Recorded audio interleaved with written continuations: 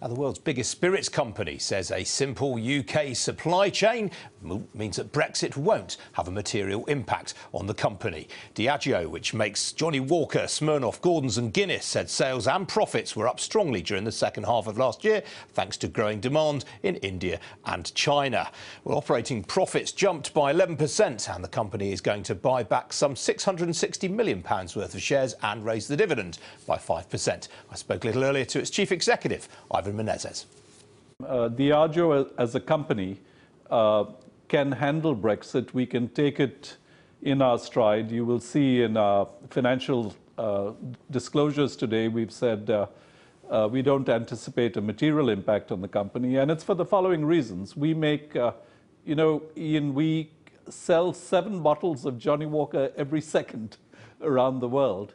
But the product we make has a simple and largely indigenous supply chain, right? It's barley, peat, water, women, men, and thyme that makes up expensive Scotch whisky, which we then export.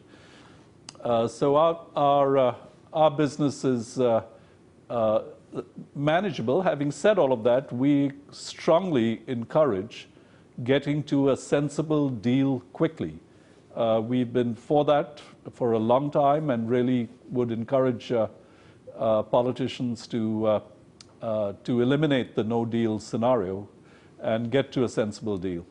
What about Guinness? I mean, obviously that crisscrosses the Irish border. Would you have concerns about a hard border being imposed?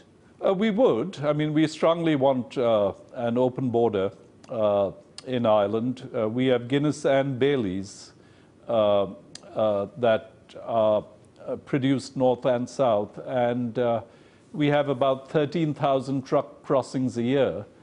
Now, we can handle that. However, we have a number of small businesses that work with us, and that would make life difficult. So we really do want to ensure we keep an open border on the island of Ireland. So what would happen if a hard border was reimposed? What would the implications be for supplies of Guinness? It would be a little more complicated in moving those trucks back and forth. So, I mean, we can handle it as a big company. I'd say it's more concerning for small suppliers and the complexity and cost that would bring. So, so we strongly advocate kind of keeping the border open, but should other scenarios develop, a company like Diageo, we're fortunate, we will be able to handle those situations without a material impact on the company. Now, looking at your results in a bit more detail, there have been concerns about a consumer slowdown in China following profits warnings from the likes of Apple. Your sales in China are strongly ahead. Yes, we were up 20% in China. We have 2 businesses there. One is the Baijiu Chinese white spirits business, Shui Jingfang, which is expensive brands at consumer price points. That business grew 22%. And our Scotch whisky business, again, the high end, single malts and Johnnie Walker Blue, that too is growing double-digit. So I'm feeling good about China. We are outperforming the market. We're growing market share. The brands are healthy. We've got good teams on the ground. And so we expect to sustain double-digit growth in China. Now, just before Christmas, you sold 19 of your less well-known brands. Is there more pruning of the portfolio to come? I would say I'm really pleased with the actions we've taken on the portfolio in the last few years.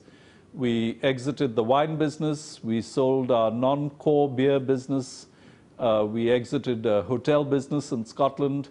And I'd say the last important piece was these value brands in the United States, which we completed a few months ago, just at the end of last calendar year, completed that transaction. We feel good about this portfolio. I mean, we're very disciplined in looking at the portfolio and seeing if there are opportunities to prune further. I don't anticipate anything major to happen further. I'd say we've done the major portfolio management that we needed to do in the last few years.